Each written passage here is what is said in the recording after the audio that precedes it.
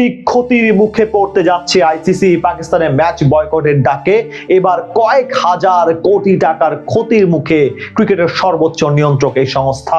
টাকার বিচারে ক্ষতির পরিমাণ প্রায় 36,500 কোটিরও বেশি। সপ্তাহখানেক পরে যেখানে মাঠে গড়ানোর কথা ছিল ভারত পাকিস্তান ম্যাচের, সেখানে এখন ক্ষতির হিসেব গুনতে ব্যস্ত আইসিসি। পাকিস্তানের এক বয়কটের ডাকে কিভাবে এত বিশাল ক্ষতি হবে আইসিসির, সেটাই জানবো প্রতিবেদনের বাকি অংশে।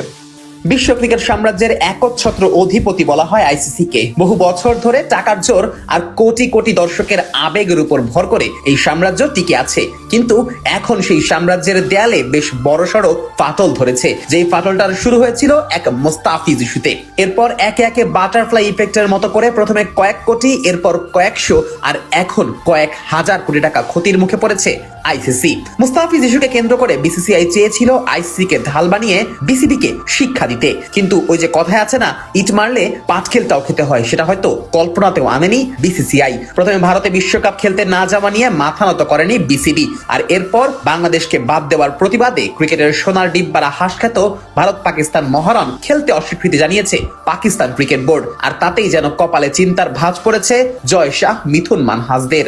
ভারত পাকিস্তান ম্যাচ এখন আর ব্যাট আর বলের লড়াইয়ের মধ্যে সীমাবদ্ধ নেই। এটা এখন বিশ্ব ক্রিকেটের সবচেয়ে দামি পণ্য। যেই ম্যাচ দেখার জন্য কোটি কোটি মানুষ টিভি স্ক্রিন কিংবা মোবাইলের পর্দার সামনে ভিড় জমায়, যেই ম্যাচ না হলে বিজ্ঞাপনদাতারা পিছপা হয়, সম্প্রচারকারী সংস্থাগুলো লোকসানের হিসাব করতে বসে, আর আইসিসির কোষাগারে নেমে আসে খরা। আইসিসির ভেতরের হিসাব বলছে ভারত পাকিস্তানের এক ম্যাচ থেকেই প্রায় 4,500 কোটি রুপি আয় হয় ডলারে, যা প্রায় 50 কোটি, আর বাংলাদেশি টাকায় প্রায় 6,150 কোটি টাকা। ভাবুন একবার, একটা ম্যাচ আর তাতেই এত টাকা। তাই তো এই ম্যাচকেই বলা হয় আইসিসির রাজত্বের মেরুদণ্ড।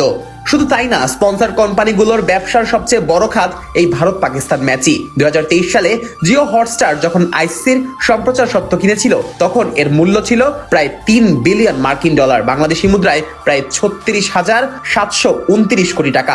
তখন সবাই জানতো এই টাকার বড় অংশ আসবে ভারত পাকিস্তান ম্যাচগুলো থেকে। এই ম্যাচ ছাড়া এই চুক্তির এত দাম হওয়ার কথাই ছিল না, কিন্তু এখন সেই চুক্তির হিসেবে লেগেছে বিশাল গরমিল।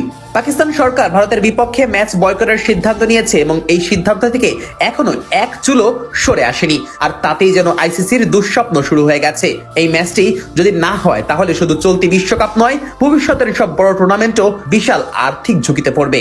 এমন পরিস্থিতিতে আইসিসি যেন এক অসহায় সম্রাট, রাজ্য বাঁচানোর জন্য দরজায় দরজায় ঘুরছে। পাকিস্তান ক্রিকেট বোর্ডকে অনুরোধ, অনুনয়, বিনয় সবই করা হচ্ছে নীরবে, কিন্তু কোনো কিছুতেই যেন মন গলছে না পিসিবির। যদি রাজনৈতিক কারণে শেষ পর্যন্ত ভারত পাকিস্তান ম্যাচ বন্ধ হয়ে যায়, তাহলে ভবিষ্যতে জিও হটস্টারের মতো বড় সম্প্রচার সংস্থাগুলো আইসিসির সঙ্গে এত বড় চুক্তি করতে আগ্রহ হারাবে। তখন আইসিসির আয় ক্রমশই কমতির দিকে থাকবে।